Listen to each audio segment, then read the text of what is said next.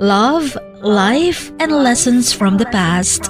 Only at Dear Mags FM with DJ Jean. Dear Mags FM, alam niyo yung ang aking story ay parang pelikula lang sa TV. Itago niyo na lang muna ako sa pangalang Gracia. Gracia. Mula sa pangalang dati ay ina-idolize ko. Pero sa akin na lang yon, tsaka ko na lang ikikwento. But my story this time is about my marriage life, my love life. 5 kaming magkakapatid, Jean, at puro babae. Pang-4 ako. Pero lahat ng mga kapatid kong babae, pati na bunso namin, ay nauna nang magpakasal. At lahat ng mga pinakasalan nila, ang mga magulang namin ang pumili sa maaasawa nila. Ganon kasi ang nakagisnan sa tribo namin. Arranged marriage. Kaya ako, wala na rin naman akong magawa, kundi ang sundin ng mga magulang ko. Nahuli man, kasi medyo tumigas ang ulo ko. Ayoko pang mag-asawa nun. Pero nung naghintay na ako na kung sino ang mapipili nila para sa akin, thinking that my parents would definitely find the best guy for me. Kaya, I won't blame them kung sinong ipapaasawa nila sa akin. And for any reasons, papayag na lang ako. And yup, they found one. May nakita nga sila na anak ng kanilang kumpare din. Pero malayo sa amin. I agreed and got married. Sa isang lalaking pinili ng mga magulang ko. Dahil nakita ko naman na mga kapatid ko parang okay naman sila. Okay naman ang kanilang pagsasama. Yun ang pagkakaalam ko. Pero things were good only for a couple of weeks pagkatapos ng kasal. Yun bang mabuti lang kapag sa ilang buwan matapos ang wedding, masaya pa, sweet pa. To make the story short, umabot ng 8 months kami. Doon na lumabas ang totoong kulay niya. Lasinggero ang husband ko. Ang daming bisyo. Mahilig sa sugal. Ang sabi niya, bago pa kami kinasal, magbabago na daw siya sa mga bisyo niya. Basta pakasalan ko lang siya. Oo nga, sa few months lang. Pero bumalik din ng dating siya. Alam mo yung matapos ang 8 months na nagsimulang bugbugin ako, nagsimulang mag-suffer ako. So I waited, suffered, and gone through hell. Ang daming mga problemang dumating sa amin. Nakunan ako sa first baby namin dahil sa pambubugbog niya. Umabot ng 1 year and 5 months. Mas madami pa akong pasa kesa noon. Black eye dito, sampal dito. Ang braso ko, puro bugbog, puro pasa. At umabot na ng almost 2 years. And those 2 years taught me a lot to face my life. Matapos ang 2 years na yon, Chin, at isinumbong ko na sa mga magulang ko. Ang sabi ko, makikipaghiwalay na ako sa kanya. Hindi ko na kaya. Ang mga kapatid ko, ganun din pala. Miserable ang mga buhay nila. Naakala ko, masaya. Yun pala sa una lang. Iba pala talaga kapag nagmamahalan kayo at nagkaroon ng foundation ng love nyo bago kayo ikinasal. Yung kilala mo na yung taong pakakasalan mo. Until one fine day, yung best friend ko, itago na lang natin sa pangalang Nell. best friend ko na to, pinagsesalosan ng husband ko. Kaya naman, nung after my wedding, dumistansya na ako sa best friend kong si Nell. Pero isang araw tumawag sa akin. He called me after all these years to tell me na nalaman niya kung anong pinagdadaanan ko. So he came to know about my story with my husband. And this best friend of mine supported me mentally to stay strong, to stay positive. Siya yung naging sandalan ko, naging karamay ko. After a few months, tuluyan na ako nakipaghiwalay sa barangay sa husband ko. Hindi pa namin makuhang magpaanal, gastos. So nagkaroon lang kami ng kasulatan na wala nang pakialaman. Hindi pa legal separated or legally separated, pero may usapan at may sulatan. And I happily accepted it. Since wala na rin akong trust. At balita ko, may babaeng iba na ang husband ko. That so-called husband, yung asawa ko na yan, na initsipwara na ako. Nakulang na lang kung patayin ako without even understanding and loving me after our wedding. And so I got my life back. I got my freedom. I said goodbye to my suffering and tears. Hanggang sa nag-abroad ako. Nakapag-abroad ako sa Dubai. Nag-ipon. Nagkaroon ng mga property sa bahay. Umunlad ang buhay ng mga magulang ko. Mabuti na lang at wala kaming anak. Siguro nga dahil hindi pa ready at responsable ang husband ko. Okay na rin yon na nakunan ako kahit masakit sa akin. Kaysa mas magiging masakit para sa akin na magsasuffer ang pati anak ko. And things were just okay. I had to face a society that I am a hiwalay na babae. Hiwalay sa asawa. I was going through the trauma along with my parents. Although no one was really teasing me. Na kesyo ganito ko, hiwalay na, kesyo ganyan. I was feeling that every person in the world is talking about me on my back. Kaya, matapos akong magkulong sa bahay for how many months, doon na naisipan kong mag-abroad.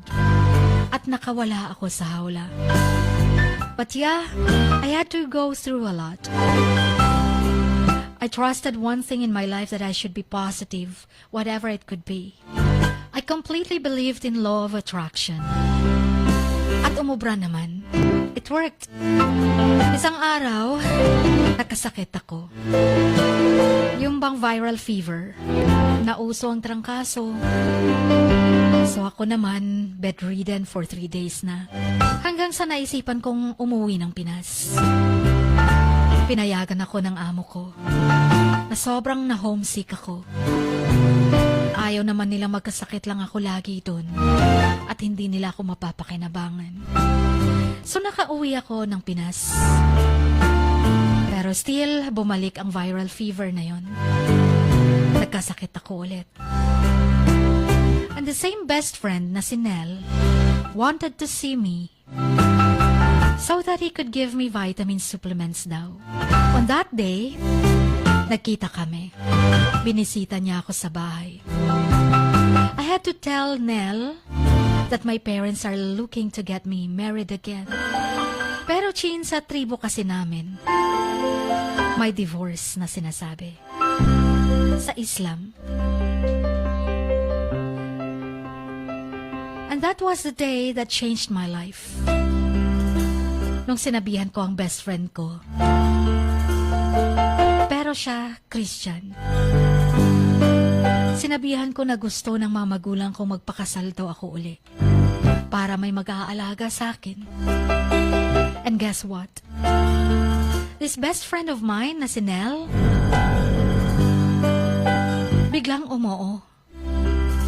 Biglang pumayag. This best friend of mine said, God has given me a second chance daw. At sabi niya sa akin, ako dapat ang magpropose sa'yo. That's why I'm asking your hand. Will you marry me? I was dumb shocked na hindi ako makapagsalita. Hindi ko akalain na matagal niya na pala akong mahal. At dahil nagpakasal ako, siya'y nagpaubaya.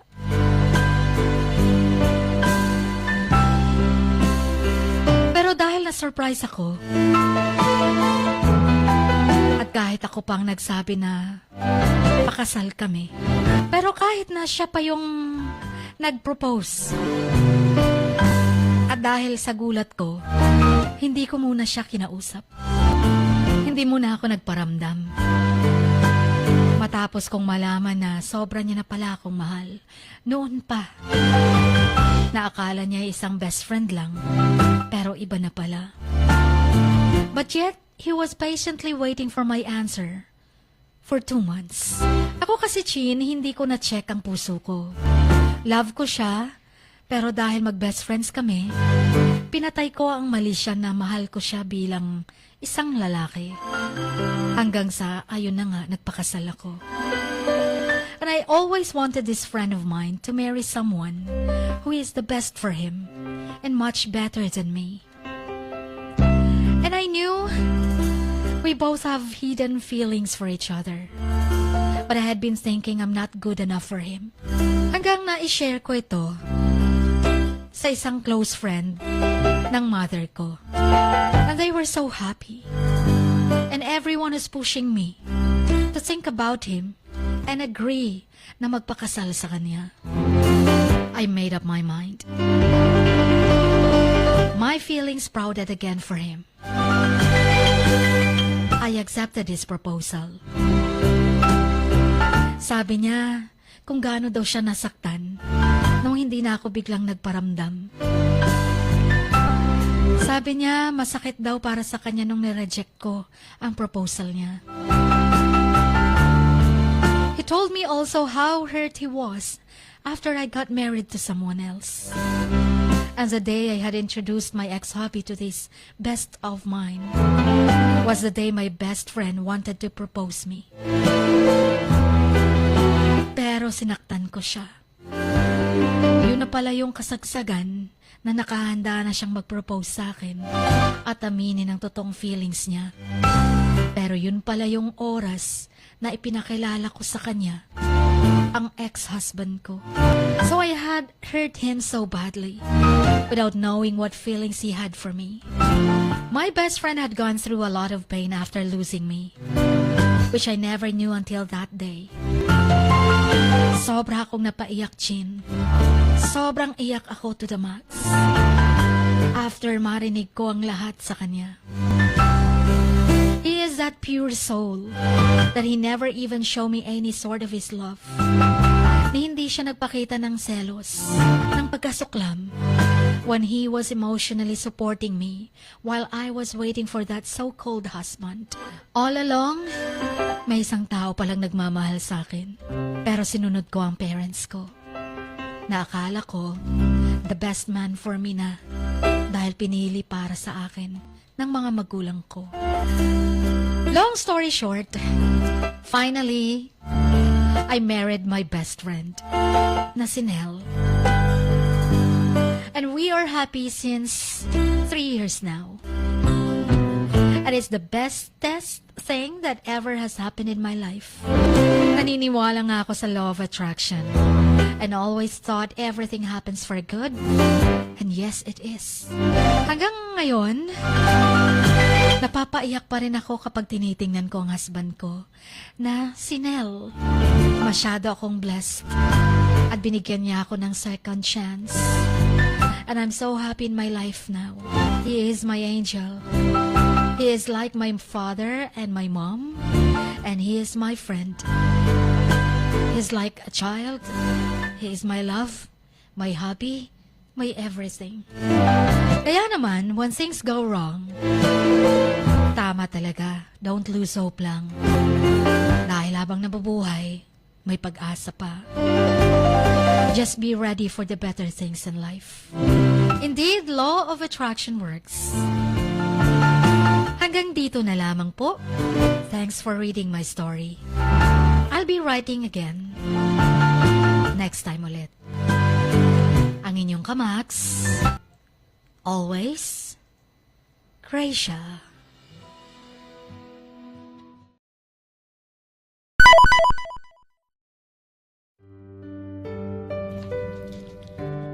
Sa bawat pagluha mo, may nakatagong kwento.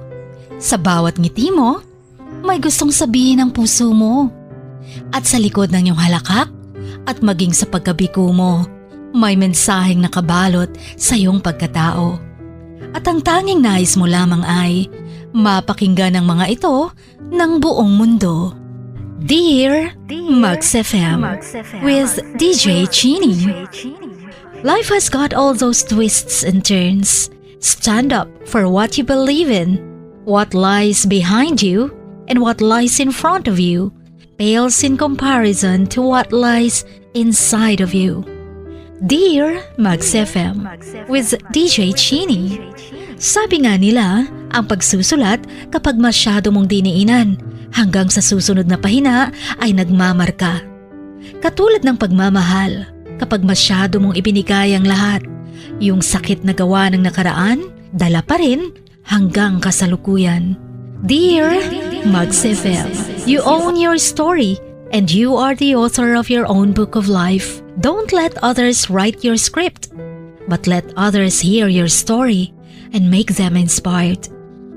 Kaya sumulat na, maging bahagi ng aming programa. Dear Max FM with DJ Chini tuwing Lunes hanggang Biyernes, 1:00 hanggang 3:00 ng hapon sa Max News FM, Sock Sargent. Love, life, and lessons from the past. Only at Dear Max FM with DJ Chini.